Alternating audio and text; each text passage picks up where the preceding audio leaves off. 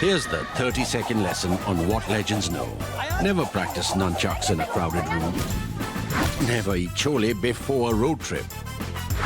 Always take your shirt off before you iron it. Don't take a call near a swimming pool. And don't forget, saving is not investing. Legends don't just save, they invest in mutual funds. Mutual fund investments are subject to market risks. Read all scheme-related documents carefully. The story of the day, and probably the story of the week and times going ahead, is what happened in Lebanon on Tuesday, the dramatic developments. And even as I started recording that, I am watching on the TV screens that more stories have come out that another set of attacks has taken place in Lebanon at Hezbollah funerals. These were mostly at Hezbollah funerals, but other places also.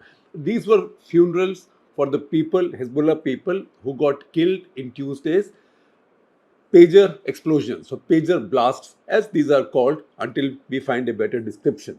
Now, while these people were attending these funerals, many of them were also carrying walkie-talkies because human beings need to communicate. So they also in other places, because they obviously either all the pagers had blown up or they had thrown their pagers away. Now they were left with walkie-talkies. So today, as we speak, I was just reading alerts from Haaretz, the Israeli liberal publication. At least 100 more explosions have taken place, and a large number of people have been injured in Lebanon in these what look like walkie-talkie attacks. So effectively, anything that can be manipulated electronically is now being manipulated electronically, digitally, or technologically to weaponize them, which is what we saw on display. First of all, on a very large scale on Tuesday, when thousands of pagers blew up, some in the pockets of the people carrying them, some as they took them out, because each pager got a message or an alert. The person took it out. If the person took it out and started reading it, lots of people got injured in their eyes or in their faces. They got face burns. Some lost their fingers, and for many others, it just blew up in their pockets, damaging their groin area or their bellies. That has also led to a plethora, an avalanche of social media memes. But that apart, those are cruel. That apart, the fact is that this kind of weaponization of what is today a primitive system, a primitive communication system. In fact, chances are anybody below the age of 25 would wonder what a pager is, because we may have used pagers for some time in early 90s, but by 1995 mobile phones came to India, and since then pagers, or beepers as they're also called sometimes, went out of our lives. Now, where do we use pagers? Pagers are still used in America, for example. Pagers are used in hospitals, doctors, nurses. Many hospitals would use them in India as well. That is, somebody's gone someplace and is needed in another place, so it goes beep, beep, beep, beep, beep. And we sometimes these days also use some version of the pagers, particularly at busy restaurants or shopping malls or fast food outlets, when you place your order and they give you something to carry, which then starts bleeping once your order is ready, bleep, bleep, bleep, bleep, bleep, bleep, like that. So that is effectively the pager. What the Israelis did to this, to the extent that we know, I will explain to you. Israelis will not tell you, but there's a lot of people studying this and they will make educated guesses and educated calculations. So I will share those with you. However, let's avoid the temptation of chasing a moving target. So we saw pagers on Tuesday, handheld devices or walkie-talkie sets on Wednesday, and God knows what's to come tomorrow. But all of this is happening. Why? All of this is happening because nobody in Hezbollah, in the entire group, is using mobile phones anymore. Otherwise, everybody uses mobile phones all the time. It's in our pockets, it's in our trouser pockets, and our jacket pockets, and everywhere, or in our hands or on our desks. Hezbollah decided not to use any mobiles because they figured that Israelis are past masters at monitoring mobile phones. Not are the Israelis. It's not just that the Israelis are themselves past masters at monitoring mobile phones, but also they've also taught this to the world. After all, Pegasus, which is the software, weaponized, military grade weaponized software, which is inserted into mobile phones, including very secure mobile phones like this iPhone, for example, those are in Israeli manufacture. These are people who were formerly in Israeli intelligence handling the tech side, who came out, set up a startup, and they've now produced what might be the Rolls Royce of global surveillance, phone surveillance software. So Israelis are very good at it, and that's why Hezbollah decided not to use any mobile phones some time back. Now, when did it start? I will take you back. So, sometimes, or maybe in the Middle East, oftentimes, because things tend to move very fast there, it is better to avoid the temptation of chasing a moving targets and take a deep breath and lean back a little bit to look at where it started, how it started, why has what has happened now happened, and what is it that might be happening next.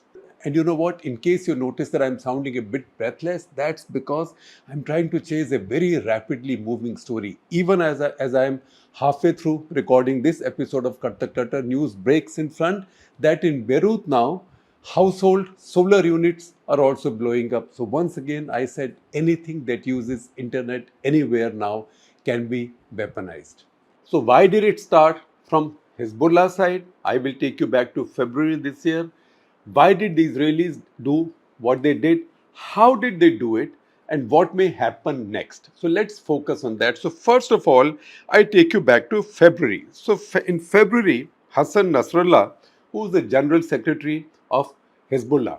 Hezbollah is a purely Shiite group, fully controlled by the Iranians. Very often, they have Iranian advisors with them, and we've seen Iranian generals, IRGC generals, assassinated in Damascus, or other IRGC or Iranian advisors assassinated in Damascus or in Lebanon as well, because they work closely with Hezbollah. Because what is Hezbollah?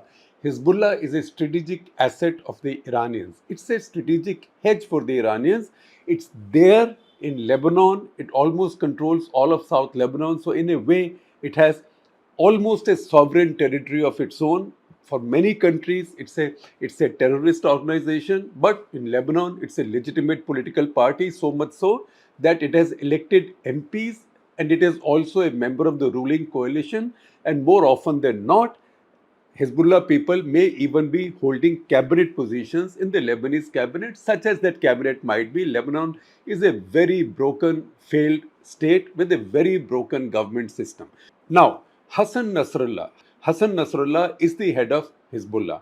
He was speaking to his cadres in February. And what is it that he said? And I've taken these quotes from an article in the Washington Post by David Ignatius, who's a foreign affairs columnist, wonderful columnist, and I take him very, very seriously. I've known him for a very long time. So Hassan Nasrallah told his cadres in February, it's his speech, stop using cell phones because these are like everybody's oxygen, but which gave away the fighters' positions and sometimes acted as Israeli spying devices. This is Nasrallah's speech in February. And he goes on to say, and I'm quoting from him, Israel no longer needs collaborators, its spying devices are in your pockets. If you are looking for an Israeli agent, look at the phone in your hands and those of your wives and children, because those are acting as Israel's spies. It was following this that Hezbollah ordered special pagers. They ordered special pagers from a couple of handpicked manufacturers. Now, all those manufacturers are out denying that they made these pagers or that something might have happened to these pagers. Somebody from Mossad or on behalf of Israel or any other force. Actually, Israel is the usual suspect. They are not saying anything. They are not even denying it. They are not accepting it either. But everybody believes that Israelis got it done. So no manufacturer wants to admit that any foreign force or any foreign intelligence agency was able to break their system and get into each one of these devices. Because what has happened in this case is that looks like whoever has done it, most likely Mossad, Israeli Secret Service, they've been able to plant a little bit of the explosive inside each device. That's a lot of devices. Now, once again, what is this explosive? That is still open to question, but it's widely speculated now that the explosive is something generally known as PETN or pentaerythritol tetranitrate, PETN, which when mixed with a plasticizer becomes a plastic explosive. Then mixed with RDX, it becomes Semtex, which is the explosive of every bad guy's choice. Of course, it's also the explosive that goes into a lot of the other legitimately used ammunition by the armed forces and police forces, etc. But terrorists, saboteurs love this explosive because a small amount can cause a lot of damage. In this case, looks like a very tiny amount was paired with the batteries in these pagers. Now, to think that Israelis did something technologically to get the batteries to heat up and explode, that looks like a tough thing, because from whatever I am reading, it looks like lithium batteries, even if they were to explode, they become very hot before they explode. And if they got so hot, somebody carrying a pager in their pockets or in their hands would feel that heat and maybe check it out. So obviously it did not happen like that. Also, many of the videos, again I'm reading from experts, many of the videos show that at explosion time, just before the explosion, there was fire and smoke. So it does look like there was an explosive at work. It wasn't just a battery gone wrong. Maybe the explosive was next to the battery. So the explosive went up and it detonated the battery as well. The combined effect was tremendous. It wasn't just the effect of a battery blowing up that would have caused damage, but not as much damage as these explosions seems to have done. So what happened? Hezbollah, once they decided they didn't want to use mobile phones, they followed that discipline. They stopped using mobile phones. Mobile phones these days are, if you are targeted, are a very unsafe thing to carry. How unsafe? You check out with the Russians. When the war against Ukraine first started, Russians' own communication was a bit patchy, and also the Russian discipline maybe was a bit patchy because they were overconfident. So too many of the Russian generals in on the front lines or in the operational areas were using their mobile phones to communicate, and Ukrainians were able to latch onto those mobile phones and direct their missiles or their assassination attempts on those generals like that. That is the reason Ukrainians were able to kill a lot of the Russian generals very early on in the war. In fact, if I take you back to 1992, then the Chechen leader Dudayev, he was killed like that. That was more than 30 years ago in the pre-Putin era.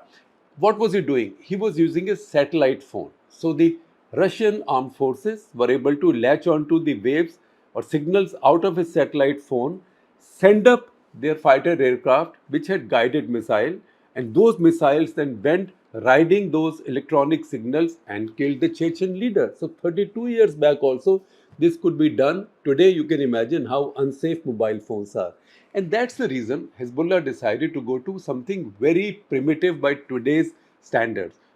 Even I sometimes jokingly say that if you worry too much about a smartphone being hacked or being spied into, just go back to my I will just go back to my Nokia 6310Y, right? Nothing can go wrong with it. Nobody can spy on it because it's not smart at all. It's dumb as dumb comes. And also it is so robust. If it fell down from the first floor, if it had a car wheel go over it, nothing will happen. I'll just pick it up, dust it, and start using it. So we have that confidence in old technology. But you know what? Any technology where internet can be used. Remember that phrase, Internet of Things? Now, if you can use internet effectively, you can weaponize just about anything. And that seems to be the lesson of these explosions as well. Because today somebody has used pagers, tomorrow somebody can use this laptop, this phone, your refrigerator, your vacuum cleaner, the big TV screen in your living room, any place. So this has now opened a very new dimension of warfare and weaponization. In this case, it's been done by a state, but other people could also do it tomorrow, because whatever a state does today, terrorists or the bad guys or non-state actors these days do the next day. For example, drones. Americans came up with drones and they thought they had a monopoly over drones. Now, every chota mota terrorist group, every chota mota non-state group, and in this case in the Middle East, you are not dealing with chota mota groups. You are dealing with groups like Hezbollah, which is more than 100,000 strong, more than 100,000 armed people, or Houthis, which has ballistic missiles, fighter planes, assault helicopters, etc., etc.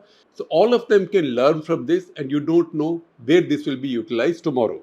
Now, why exactly did the Israelis do it now? So, first of all, it looks like the Israelis came to the conclusion that the US-led ceasefire talks have stalled, and with that, their diplomatic initiative with Hezbollah is also stalled. And also, there was always a concern that the Iranians have been holding their fire after the assassination of Ismail Haniyeh, the Hamas leader in Tehran, and they will act any time, and they might have acted through Hezbollah.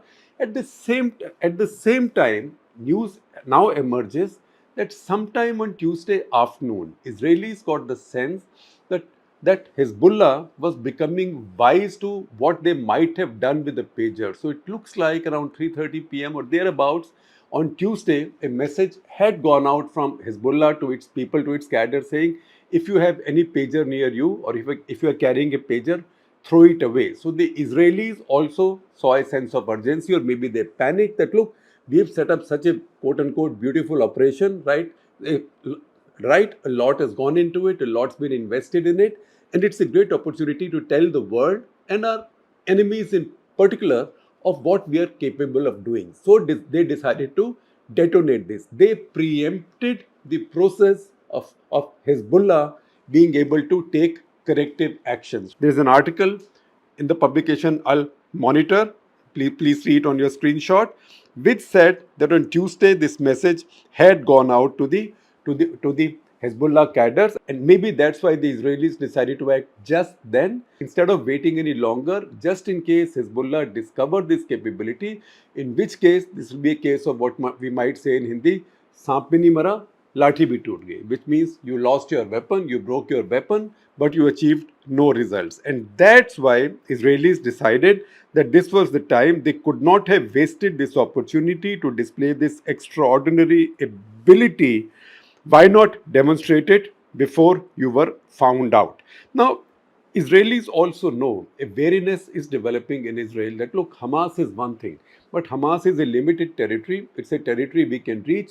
No other sovereign country is anywhere near Gaza. Effectively, it's in our control. But Hezbollah is in Lebanon. They are not just in Lebanon, they are also in Syria, because they also fight on behalf of the Bashar al Assad regime along with the Iranians to protect the Assad regime. And because they are present in Syria and they are fighting alongside Bashar al Assad as part of the regime, they also have open supplies from Iran. So, from Iran, from one sovereign country, supplies for Hezbollah come into Syria, and then you have a land corridor. So, they come straight from Syria into Lebanon. That is very valuable for Hezbollah. And that is the reason Hezbollah, which is today the largest of these anti Israeli Islamic groups, or let me just rephrase it, anti Israeli Islamic Iran backed or Iran sponsored groups. It is the largest. So there was an old article. So there was a sorry.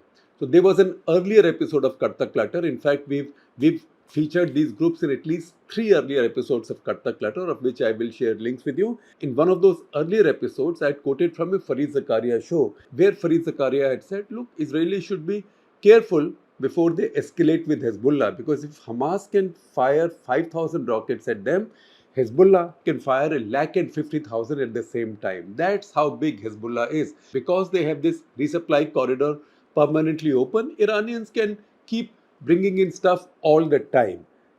That's why the Israelis might have thought now that, look, it's one thing, we are fighting Hamas, but on the other hand, Hezbollah is getting a bit of a free pass. They are firing rockets at us all the time. The northern region of Israel has got emptied out. Small towns, villages, small cities have become ghost towns because Israeli people have been evacuated. So more than 60,000 Israelis have been evacuated from their northern areas bordering Lebanon and Syria. Now, for Israel, 60,000 is a lot of people. So 60,000 Jewish people, maybe some Druze as well, they've been evacuated to safer parts of Israel. That is unacceptable. So the fact is that on the 12th evening, in a cabinet meeting, Israeli cabinet, now it turns out, also decided that one of the key objectives now was also to take these evacuees back to the villages which they had left in the north, which means securing those villages, and the only guarantee for securing those villages was to strike out at Hezbollah now and actually serve a deterrent on Hezbollah. So that could be one of the reasons, and that could answer the why of the Israelis doing it now. Now, what's happened as a result of this? Number one, Hezbollah has lost its very special communication system, which was the pagers, because they are not going to use mobile phones. They will not use wireless because that will be easily caught. Now they've lost the pagers, and now they found that even walkie talkies are under threat. So, how do they communicate? This is like an army of 100,000. These are very well trained people. They are as good as a regular army. Very good structure, officers, everything. But an unconventional, asymmetric warfare waging army. Now, they are left without communication. So, what happens to them? Number one, therefore, they've lost their special communication systems. Number two, Israel appears to have Hezbollah's numbers quite literally. I am now quoting this line from David Ignatius' article. Israel appears to have Hezbollah's numbers quite literally. It can send messages to surviving operatives that you will be killed if you will retaliate. And that's why Hezbollah will have to think twice before they think of retaliating now.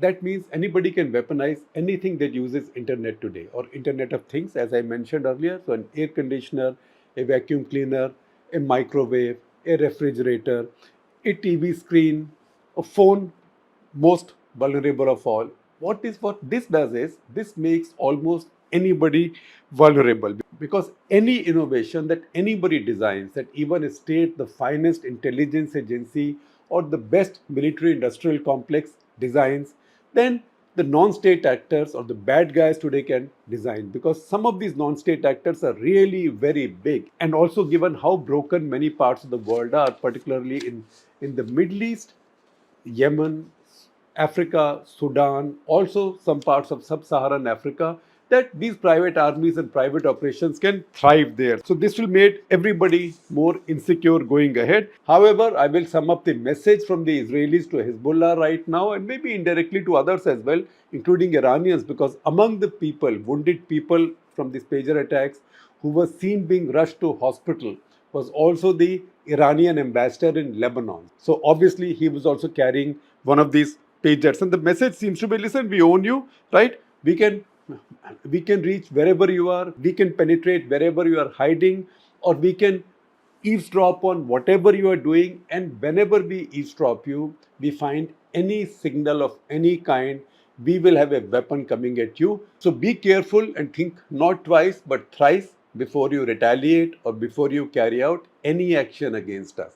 So the Israelis have done this as a deterrent for now, as a deterrent, and also a show of capability to the whole world. Did they ask the Americans? Again, I read from the American media, from respectable names, that Americans have been reaching out to the Iranians through their back channels to say that, look, number one, we had nothing to do with this. We didn't plan this. We didn't help the Israelis. And the Israelis did not tell us anything about this. This is an action that Netanyahu has carried out all on his own. Which reminds me of something that happened more than 40 years ago, and I will conclude on that note. So more than 40 years ago, that is 7th of June 1981, the Israeli Air Force was in front in this case. They carried out what was called as Operation Opera, or also Operation Babylon. That's when they went out, Israeli Air Force aircraft went out and bombed the Iraqi nuclear reactor at a place called Osirak. So if you Google Osirak or Operation Babylon,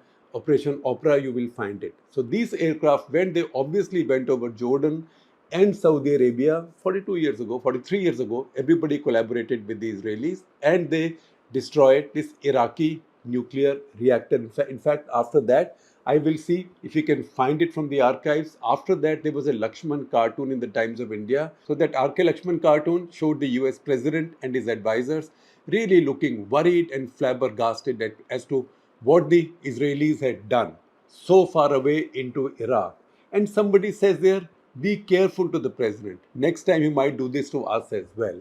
I thought this is a useful note to conclude this episode with, because number one, it underlines Israel's capabilities at various points of time. Number two, it highlights Israel's willingness to use those capabilities in defiance of world opinion.